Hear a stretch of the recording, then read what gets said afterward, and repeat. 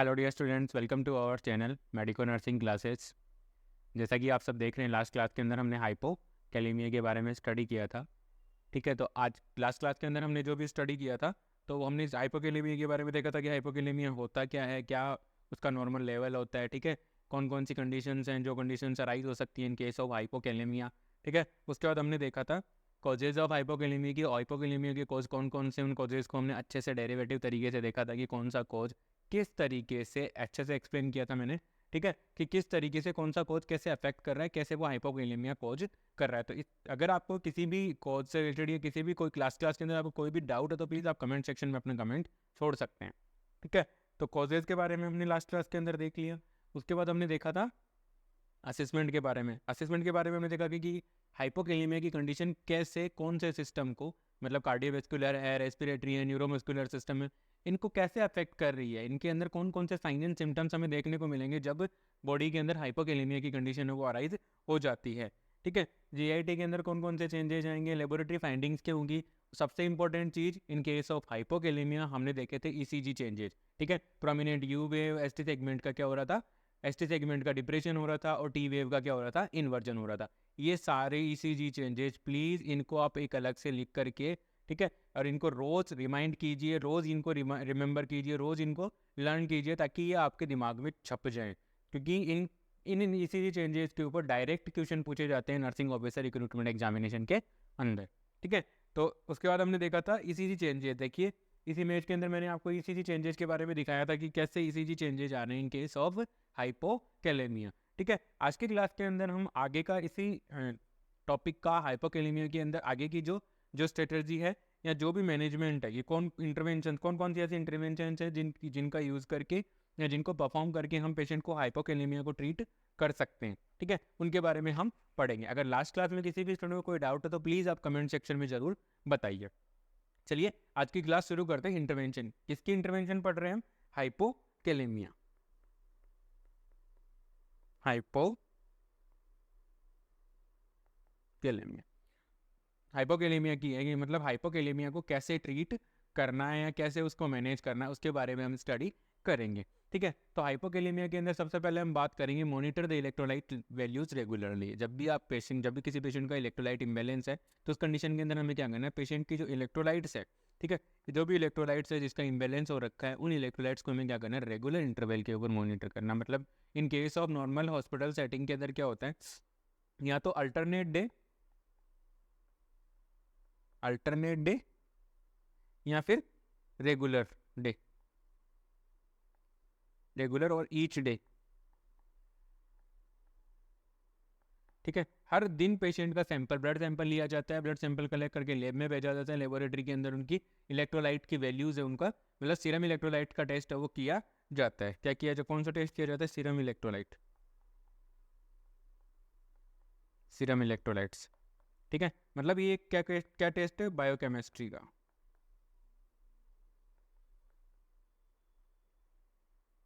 Biochemistry का जो, अब ये बायोकेमिस्ट्री का टेस्ट है तो ये किस तरह की वाइल में जाएगा, आज ही मैंने मेरे चैनल के ऊपर, मेडिको नर्सिंग क्लासेस चैनल के ऊपर आज की जो शॉर्ट वीडियो डली थी, सुबह 6 बजे की जो वीडियो थी, वो यही थी कि प्लेन वाइल है वो बायोकेमिस्ट्री टेस्ट के लिए जाती है। प्लेन वाइल या फिर गोल्डन वाइल भी बोलते हैं उसको, गोल्डन टॉप या गोल्डन कैप वायल। और नॉर्मल हम जो यूज़ करते हैं प्रैक्टिस के अंदर, जो हमने ड्यूरिंग द नर्सिंग जो भी पढ़ा है, वो ये बोलते हैं, अपन बोलते हैं उसको येलो, येलो वायल, या फिर उसको बोलते हैं अपन प्लेन वायल,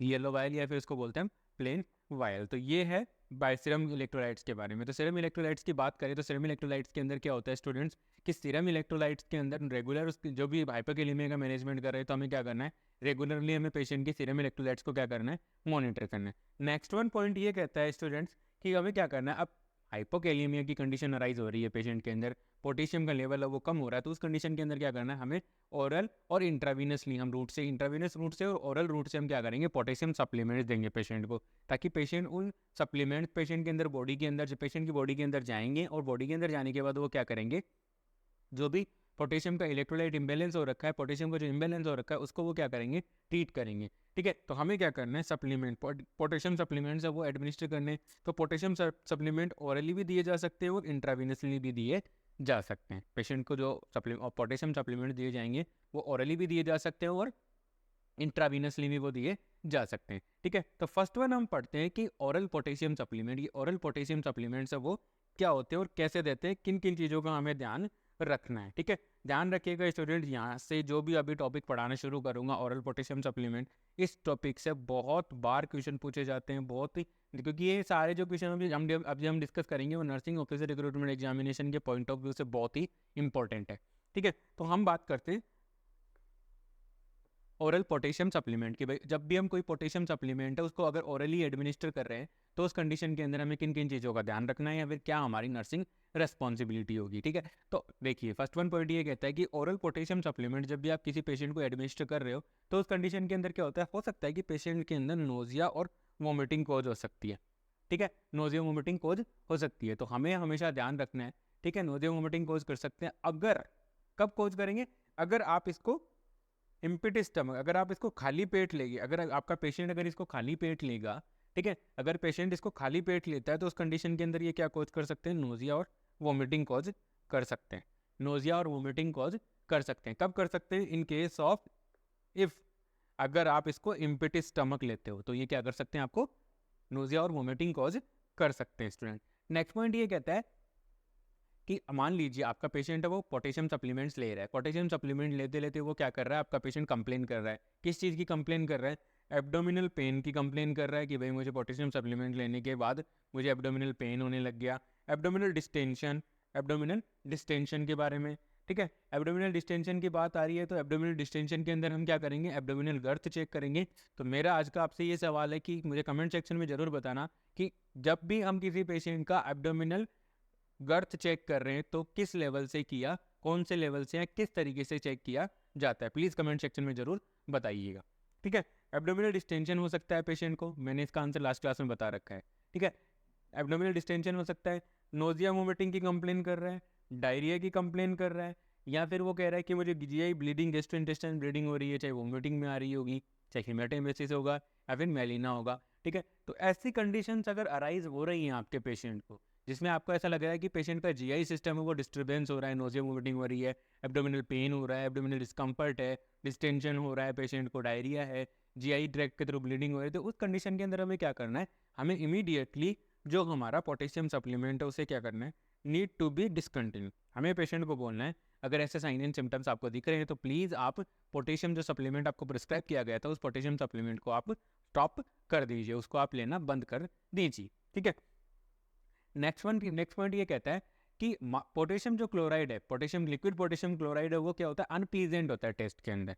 जो लिक्विड पोटेशियम है वो क्या होता है, अनप्लीजेंट होता है टेस्ट के अंदर, अनप्लीजेंट इन टेस्ट। ठीक है, अब अनप्लीजेंट इन टेस्ट है तो क्या होगा, इसको अगर आप केवल लिक्विड पोटेशियम लोगे, ठीक है, तो और पानी पी रहे हो तो उसके साथ पानी पी रहे हो तो उस कंडीशन के अंदर क्या होगा, आपका जो पेशेंट का जो माउथ का जो टेस्ट है वो क्या हो जाएगा, ख़राब हो जाएगा। तो इस कंडीशन को प्रिवेंट करने के लिए पेशेंट के माउथ के टेस्ट को प्रिपेयर या मतलब अच्छा बनाए रखने के लिए हमें क्या करना होगा, उसको एडवाइस करना है, पेशेंट को एडवाइस करना है कि आप जब भी ओरल पोटेशियम क्लोराइड ले रहे हो, ओरल पोटेशियम में लिक्विड पोटेशियम क्लोराइड आप जब भी ले रहे हो तो आपको क्या करना है, कोई भी जूस या कोई ऐसा लिक्विड जिससे कि आपका जो माउथ है उसका टेस्ट बना रहे हो वो आपको लेना। मतलब हमें ये कहना है पेशेंट को कि आप इसको जूस के साथ ही लीजिए, जिससे क्या होगा, ठीक है, लिक्विड पोटेशियम क्लोराइड अनप्लीजेंट होता है टेस्ट के अंदर, should be taken with juice, और इसको हमें क्या करना है, जूस के साथ ही लेना है, ताकि जिससे क्या होगा, पेशेंट का जो ओरल कैविटी का जो टेस्ट है वो बना रहेगा, पेशेंट को अनप्लीजेंट टेस्ट नहीं होगा।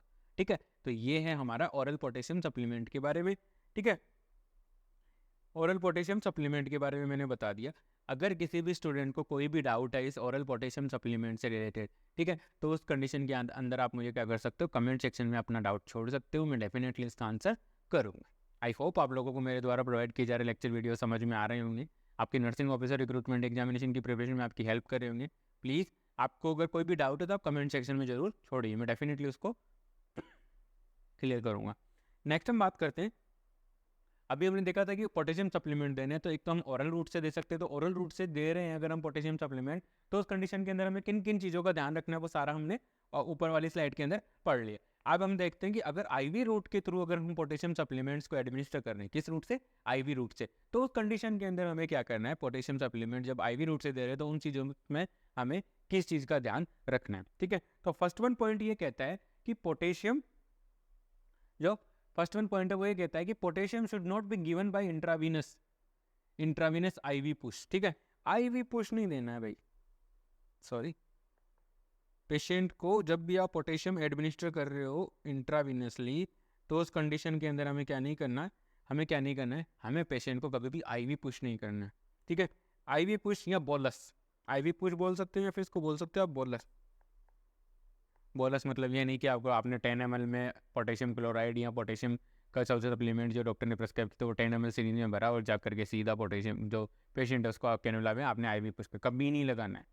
ठीक है, ऐसा कभी नहीं करना है ना आपको पेशेंट को आईएम और सबक्यूटेनियस रूट, मतलब जब भी किसी पेशेंट को पोटेशियम दिया जा रहा है तो वो पोटेशियम दिया जाएगा आईवी रूट से ही दिया जाएगा, लेकिन आईवी पुश नहीं किया जाएगा, आईवी बोलस नहीं दिया जाएगा। ठीक है, ना उसको पोटेशियम को कभी आपको क्या करना है, आईएम रूट से भी नहीं देना और सबक्यूटेनियस रूट से आपको नहीं देना है। तो ये एक इंपॉर्टेंट पॉइंट है नर्सिंग पॉइंट ऑफ व्यू से। ठीक है, यहाँ से आपसे सवाल पूछा जा सकता है कि पोटेशियम को एडमिनिस्टर करने का प्रीफर्ड रूट क्या होता है, इंट्रावीनस रूट, आईवी रूट होता है, लेकिन आईवी पुश नहीं होना है। ठीक है, आईवी पुश का मतलब है कि आपने डायरेक्टली पोटेशियम भरा और जाकर के सीधा पेशेंट को कैनुला के थ्रू आपने 10 सीरिंज से पुश कर दिया, ऐसा कभी नहीं करना है, क्योंकि पोटेशियम है वो हमेशा इन्फ्यूजन के अंदर ही चलाया जाता है। ठीक है, नेक्स्ट वन है पोटेशियम है वो हमेशा कंसंट्रेटेड फॉर्म में नहीं दिया जाएगा, वो एक डाइल्यूटेड फॉर्म में ही दिया जाता है। जब भी पोटेशियम पेशेंट को पोटेशियम एडमिनिस्टर कर रहे हैं तो वो क्या किया जाता है, एक डाइल्यूटेड फॉर्म के अंदर ही एडमिनिस्टर किया जाता है। जब पेशेंट को डाइल्यूटेड फॉर्म में एडमिनिस्टर कर रहे हैं तो हम क्या करेंगे, जब भी पोटेशियम चला रहे हैं हमें ध्यान रखना है कि हम इन्फ्यूजन डिवाइसेस का यूज़ करें, जो भी इलेक्ट्रॉनिक इन्फ्यूजन डिवाइसेज हैं उनका यूज़ करते हुए हम क्या करेंगे, पोटेशियम एडमिनिस्टर करेंगे। अब इलेक्ट्रॉनिक इन्फ्यूजन डिवाइसेज का यूज़ करना है, क्यों करना है, ताकि एक एडिक्वेट अमाउंट के अंदर और एक प्री डिटरमाइन जो हमें एडमिनिस्टर करना है, प्री डिटरमाइन जो अमाउंट हमें एडमिनिस्टर करना है वो ही अमाउंट एडमिनिस्टर होगा। ठीक है, इलेक्ट्रॉनिक जो भी इलेक्ट्रॉनिक इन्फ्यूजन डिवाइसेस है उनके अंदर हम जो फ्लो रेट है वो सेट करेंगे, उसी रेट से, एक पर्टिकुलर रेट से, एक डिफाइन, एक करेक्ट रेट से पेशेंट को हम क्या कर सकते हैं, पोटेशियम वो एडमिनिस्टर कर सकते हैं। तो जब भी हम पेशेंट को पोटेशियम एडमिनिस्टर कर रहे हैं तो पेशेंट को जो पोटेशियम एडमिनिस्टर कर रहे हैं आईवी रूट के थ्रू, तो हम क्या करेंगे, उसको डाइल्यूट करके एडमिनिस्टर करना है। कंसंट्रेटेड पोटेशियम कभी भी एडमिनिस्टर नहीं करना। ऐसा नहीं कि आपको कोई कहे कि जाओ किस पेशेंट को, इस पेशेंट को KCl पोटेशियम क्लोराइड है, इंजेक्शन है 10 ml पुश करके आ जाओ, ऐसा कभी नहीं करना है। अगर ऐसा किया तो आपका इंजेक्शन पूरा पुश हो उससे पहले पेशेंट की डेथ हो जाएगी। ठीक है, पेशेंट को कार्डियक अरेस्ट आ जाएगा।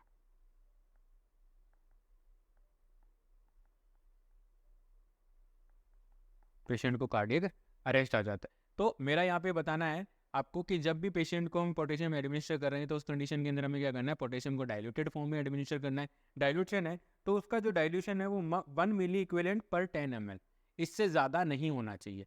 ऐसा नहीं है कि आप इससे कम, मतलब इससे ज़्यादा तो आप डाइल्यूट कर सकते हो, नॉट मोर देन, मतलब इससे ज़्यादा कंसर्न, मतलब 10 ml में 1 मिली इक्विवेलेंट पोटेशियम तो होना ही चाहिए।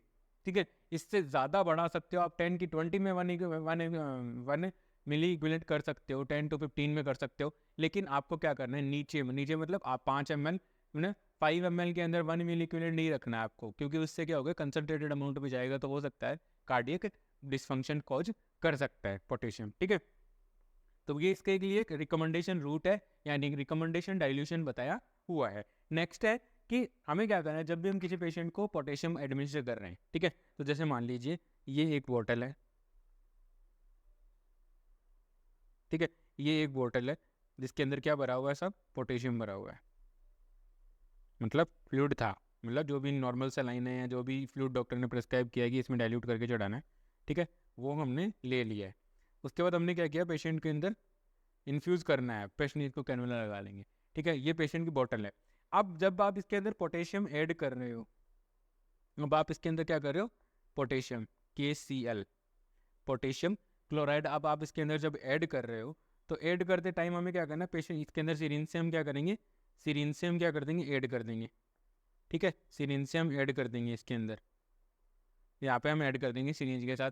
ऐड करने के बाद, पोटेशियम को ऐड करने के बाद हमें क्या करना है, ये जो पर्टिकुलर जो बैग है, इस बैग को हमें क्या करना है, इस बैग को हमें क्या करना है, शेक करना है, अच्छे से इसको हिलाना है, अच्छे से इसको हिलाना है, ताकि आपने जो पोटेशियम यहाँ पे डाला है वो पूरे सॉल्यूशन के अंदर अच्छे से क्या हो जाए, मिक्स हो जाए। ऐसा नहीं कि आपने बॉटल पहले ही लटका दी और उसके बाद आपने पुश कर दिया, हो सकता है वो एक जगह जा करके एक साथ बोलस के रूप में चला जाए।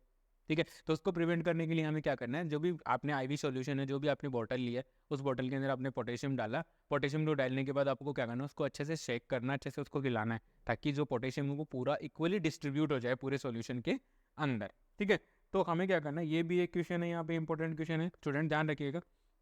ये कह रहा है कि always rotate and invert the IV solution bag of potassium solution to ensure that the potassium is distributed equally throughout the IV solution। इसमें यही बताया गया है, इसमें यही जो एग्जामिनर है वो यही बताना चाहता है कि जब भी आप पोटेशियम एडमिनिस्टर कर रहे हो आईवी बोतल के अंदर, आईवी बोतल के अंदर या जो भी बैग है जिसके अंदर पोटेशियम का जो सॉल्यूशन है, जिसमें पोटेशियम कंटेनिंग सॉल्यूशन है, उसको जब आप लगा रहे हो तो आपको क्या करना है, उसको अच्छे से शेक करना है, उसको अच्छे से हिला करके उसके बाद हमें पेशेंट को एडमिनिस्टर करना है, ताकि जो पोटेशियम है वो क्या हो जाए, पूरे सॉल्यूशन के अंदर इक्वली डिस्ट्रीब्यूट हो जाए और पेशेंट को प्रॉब्लम ना हो। ठीक है, उसके बाद ये एक हमारी नर्सिंग प्रायर नर्सिंग रेस्पॉन्सिबिलिटी रहेगी। ये वाला जो पॉइंट है ध्यान रखिएगा स्टूडेंट, मोस्ट पॉइंट है, जब भी किसी पेशेंट को कोई इमरजेंसी ड्रग चल रही हो, जब भी किसी पेशेंट को कोई इमरजेंसी ड्रग चल रही हो तो हमें क्या करना है, हमेशा, जैसे ये बॉटल है इमरजेंसी ड्रग है, KCL चल रहा है इसके अंदर। ठीक है, इसके अंदर क्या चल रहा है स्टूडेंट, KCL चल रहा है। अब KCL चल रहा है तो हमें क्या करना होगा, इसको हमें क्या करना है, लेबल करना है। जो ये बैग है उसके ऊपर हमें एक टैग चिपकाना है, टैग चिपकाना है, और टैग चिपका करके हमें उसके ऊपर लिखना है कि इसके अंदर क्या चल रहा है, पोटेशियम चल रहा है, कितनी बजे से चल रहा है, 10 PM से चल रहा है या 10 AM से चल रहा है, कौन सी तारीख को लगाया था, 20, 10, 23 को लगाया था। ठीक है, तो जो भी है वो डेट लिखनी है, उसके अंदर क्या लिखना है, अपने को टाइम एंड डेट हमेशा लिखनी है। ध्यान रखना, कभी भी जब भी आप किसी भी पेशेंट को जो IV बॉटल्स के ऊपर अगर आप लिख रहे हो तो हमें डायरेक्टली बॉटल के ऊपर नहीं लिखना है, क्योंकि हो सकता है कि नॉर्मली क्या होता है, जो हमारी इंक होती है वो क्या कर जाएगी, अगर आप डायरेक्ट बॉटल के ऊपर लिखोगे तो इंक क्या हो जाएगी, सॉल्यूशन के अंदर एब्जॉर्ब हो जाएगी और वो बॉडी में जाकर के रिएक्ट करेगी। इसीलिए हमेशा हमें क्या करना है, टैग का यूज़ करना है, जो भी टैग होते हैं। ठीक है, आप पेपर चिपकाओ कैसे भी करोगे, उसके ऊपर टैग करके उसके बाद उसके ऊपर लिखो। ऐसा नहीं कि आप डायरेक्टली बॉटल के ऊपर, बॉटल जो सॉल्यूशन की जो बॉटल है उसके ऊपर आप, या सॉल्यूशन का जो बैग है उसके ऊपर आप लिख रहे हो, ये हमेशा हमें ध्यान रखना है। ठीक है, नेक्स्ट क्या करना है, लेबल करना है, प्रॉपर हमें क्या करना है, उसको लेबल करना है। ठीक है, पोटेशियम का जो सॉल्यूशन कंटेनिंग सॉल्यूशन उसको हमें क्या करना है, लेबल करना है। उसके बाद हमें क्या करना है, जो इन्फ्यूजन की जो रेट है वो नॉर्मल जो रेट सेट करनी है वो कितनी करनी है, अगर आप इन्फ्यूजन दे रहे हो तो हमें क्या करना है, 5 to 10 मिली इक्विवेलेंट पर लीटर, 5 to 10 मिली इक्विवेलेंट पर लीटर। और in case of critically ill patient हम कर सकते हैं 20 तक जा सकते हैं, 20 से ज़्यादा हमें क्या नहीं करना है, उसको एक्सीड नहीं करना है। ठीक है, जो इन्फ्यूजन की जो रेट है उसे हमें 5 to 10 मिली इक्विवेलेंट पर लीटर वो रखनी है, पर आवर रखनी है। ठीक है, लेकिन हमें 20 मिली इक्विवेलेंट पर आवर से ज़्यादा नहीं रखनी है, पर आवर से ज़्यादा हमें नहीं रखना है। ठीक है, ये किसी भी सर्कमस्टांसेस के अंदर 20 मिली इक्विवेलेंट पर आवर से ज़्यादा हमें नहीं पेशेंट को इन्फ्यूज़ करना है। ठीक है, नेक्स्ट है कि पेशेंट, कोई ऐसा पेशेंट जो पेशेंट रिसीव कर रहा है, अगर मान लीजिए कोई पेशेंट, जो भी पेशेंट है हमारा, ठीक है, हमारा पेशेंट जब पोटेशियम रिसीव कर रहा है या पोटेशियम क्लोराइड के सॉल्यूशन रिसीव कर रहा है, तो उस कंडीशन के अंदर हमें क्या करना है, पेशेंट को, उस कंडीशन के अंदर हमें क्या करना है, पेशेंट को कार्डियक मॉनिटर्स के साथ अटैच रखना है। मतलब पेशेंट को कार्डियक मॉनिटर है, ECG वगैरह है वो लगा करके रखनी है। ठीक है, जब भी पेशेंट को IV पोटेशियम, IV रूट के थ्रू हम पोटेशियम दे रहे हैं, इन्फ्यूजन के थ्रू या ड्रिप के थ्रू हम पेशेंट को पोटेशियम क्लोराइड एडमिनिस्टर कर रहे हैं, तो उस कंडीशन के अंदर हमें क्या करना है, पेशेंट को कार्डियक मॉनिटर के ऊपर रखना है और पेशेंट की कार्डियक एक्टिविटीज़ को हमें क्या करना है, मॉनिटर करना है। अगर कोई भी डेविएशन आता है, कोई भी चेंजेज आता है कार्डियक एक्टिविटीज़ के अंदर, ठीक है, ECG वगैरह में कोई चेंज है, पेशेंट के ब्लड प्रेशर में कोई चेंज है, पल्स रेट में कोई चेंज है, तो वो चेंज हमें क्या करना है, इमीडिएटली नोटिफाई करना है। नोटिफाई करके हमें क्या करना है, हेल्थ केयर प्रोवाइडर को बताना है और उनके अकॉर्डिंग जो भी सॉल्यूशन आगे जो भी वो हमें इंस्ट्रक्शन दें, एडवाइस दें, उसके अकॉर्डिंग हमें क्या करना है, काम करना है। तो हमें क्यों करना है, ये क्यों करना है, क्योंकि हम देख सकते हैं कि पोटेशियम क्लोराइड है वो डायरेक्टली अफेक्ट करता है कार्डियक एक्टिविटीज़ को, कार्डियक एक्टिविटी को पोटेशियम क्लोराइड क्या करता है, डायरेक्ट अफेक्ट करता है कार्डियक एक्टिविटीज़ को। अगर पोटेशियम का लेवल ऊपर नीचे होता है, इम्बैलेंस होता है, तो सबसे ज़्यादा जो अफेक्ट सिस्टम होता है वो होता है CVS, सिस्टम अफेक्ट होता है। कार्डियक सिस्टम सबसे ज़्यादा इम्पैक्ट करता है पोटेशियम के लेवल को। आई होप आप लोगों को समझ में आ रहा होगा।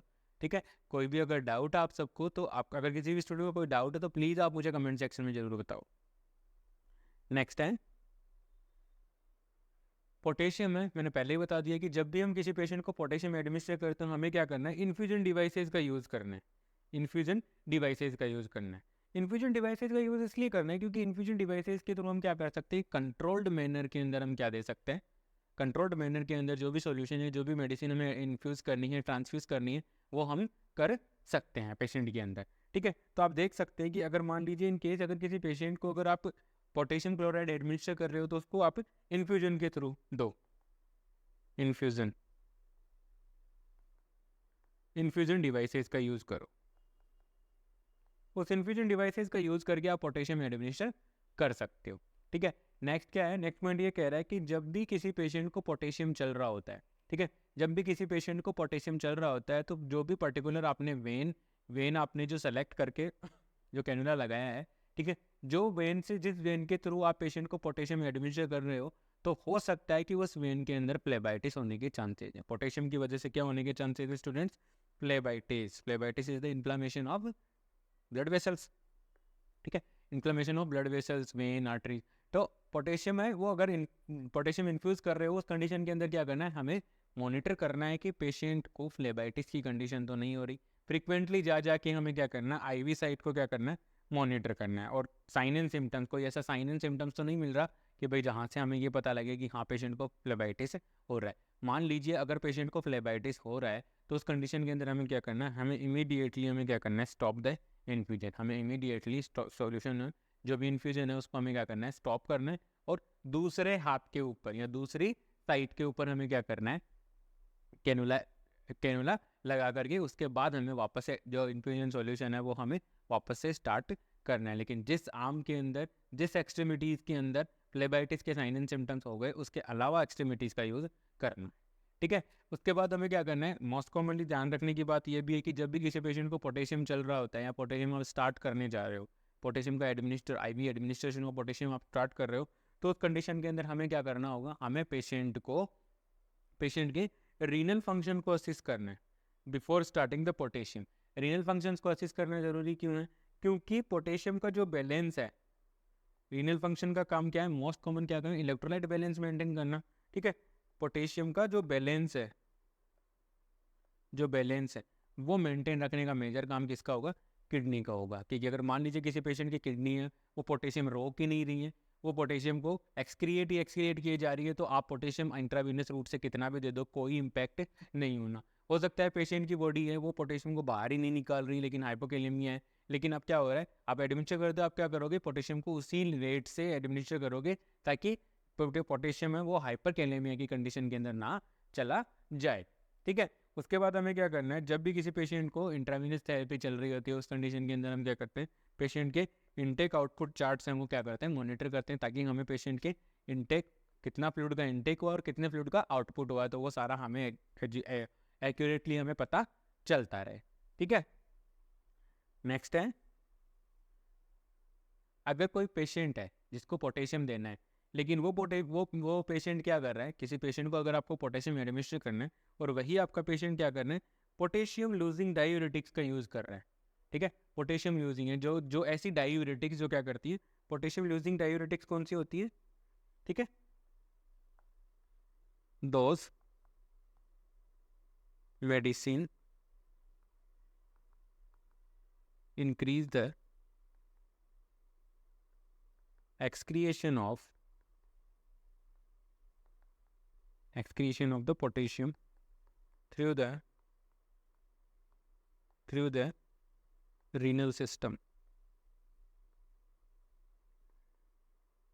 ठीक है, मान लीजिए आप ऐसी मेडिसिन का यूज़ कर रहे हो, आपका पेशेंट है वो ऐसी डायूरेटिक थेरेपी के ऊपर है जिसमें क्या हो रहा है, पेशेंट का जो बॉडी है वो, यहाँ रीनल सिस्टम है वो क्या कर रहा है, डायूरेटिक्स क्या करती है, पोटेशियम और वाटर के एक्सक्रिएशन को बढ़ा देती है, सोडियम के एक्सक्रिएशन को बढ़ा देती है। लेकिन आप क्या कर रहे हो, डायूरेटिक्स, पोटेशियम लूजिंग, जो डायूरेटिक्स पोटेशियम को सबसे ज़्यादा बाहर निकाल रही है वो डायूरेटिक्स यूज़ कर रहे हो, और आपका पेशेंट डायूरेटिक थेरेपी पे है, आप पोटेशियम दिए जा रहे हो, तो उसका कोई इम्पैक्ट नहीं होगा। तो इसलिए हमें क्या करना है, पेशेंट को जब भी हमारा पेशेंट डायूरेटिक्स थेरेपी पे हो तो हमें देखना है, पर्टिकुलर हमें एग्जामिन करना है कि हमारे पेशेंट को कोई ऐसी डायूरेटिक्स तो नहीं दी जा रही जो डायूरेटिक्स पोटेशियम को एक्सक्रिएट कर रही है। हमें क्या करना है, वहाँ पर हमें कौन सी डायूरेटिक्स का यूज़ करना है, हमें यूज़ करना है पोटेशियम स्पेयरिंग डायूरेटिक्स का यूज़ करना है, स्पाइरोनोलेक्टोन एग्जाम्पल है इसका स्पाइरोनोलेक्टोन। ठीक है, जो पोटेशियम स्पेयरिंग डायूरेटिक्स है उनका यूज़ करना है। पोटेशियम स्पेयरिंग डायूरेटिक्स का यूज़ क्यों करना है, ताकि पोटेशियम वो रिटेन रहे बॉडी के अंदर, क्योंकि हम बाहर से एडमिशन कर रहे हैं, निकलता रहेगा तो क्या होगा, लेवल अब इम्प्रूव नहीं हो पाएगा। पोटेशियम स्पेयरिंग डायूरेटिक देंगे तो क्या होगा, फ्लूइड और मतलब वाटर और सोडियम तो एक्सक्रिएट होंगे लेकिन पोटेशियम रुक के रहता है। ठीक है, इसीलिए हमें ये करना है। नेक्स्ट क्या करना है, हमें पेशेंट को एजुकेट करना है। हमें क्या करना है, पेशेंट को एजुकेट करना है कि भाई पोटेशियम रिच फूड कौन कौन से हैं, जैसे स्पिंच है मतलब पालक है, स्वीट पोटैटो है, बनाना है, एवोकाडो है, ये इन सब का आपको क्या करना है, पेशेंट को बोलना है आप इन सबको इंजेक्ट करो, आप इनको खाओ। ठीक है, जिससे क्या होगा, आपकी बॉडी के अंदर डाइटरी सोर्सेज के थ्रू पोटेशियम है वो इम्प्रूव हो जाता है। ठीक है, तो हमें पेशेंट को एजुकेट करना है कि आपको आपकी डाइट के अंदर क्या क्या इंक्लूड करना है, स्पिंच, स्वीट पोटैटो, बनाना और एवोकाडो। ठीक है, इन सबको आपको क्या करना है, इंक्लूड करना है, ताकि आप क्या कर सको, आप जल्दी से जल्दी पोटेशियम का लेवल है वो मेंटेन कर सको। किसी भी स्टूडेंट को अब तक कोई डाउट है तो प्लीज़ आप कमेंट सेक्शन में जरूर बताइएगा, मैं डेफिनेटली उनका आंसर करूँगा।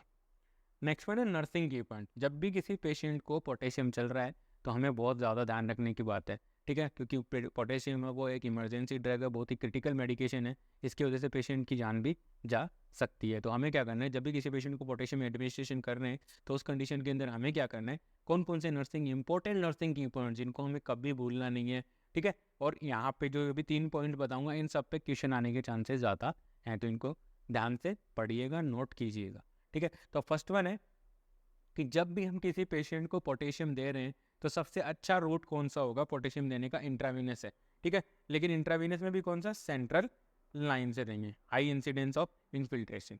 पोटेशियम की क्या होता है, नॉर्मली क्या होता है, पोटेशियम इरिटेट करता है वेन को इरिटेट करता है तो जल्दी से ये क्या करता है, वेन को इन्फिल्ट्रेट कर देता है। मतलब इन्फिल्ट्रेशन मतलब काउंटर हो जाती है वेन। ठीक है, काउंटर होने का मतलब वेन है वो ब्रेक हो जाती है और उसकी जो फ्लूइड है वो बाहर निकलने लग जाता है। तो क्या होता है, नॉर्मली इस चीज़ों को प्रिवेंट करने के लिए हमें क्या करना है, सेंट्रल लाइन का यूज़ करके हमें क्या करना है, पोटेशियम एडमिनिस्टर करना है। ठीक है, मतलब सेंट्रल लाइन का यूज़ करना है पोटेशियम के लिए, सेंट्रल कैथेटर का यूज़ करना है पोटेशियम के लिए। दूसरा पॉइंट ये कहता है कि हमें कभी भी पोटेशियम को आईवी पुश नहीं करना है, इंट्रामस्कुलर और सबक्यूटेनियस रूट से हमें नहीं देना।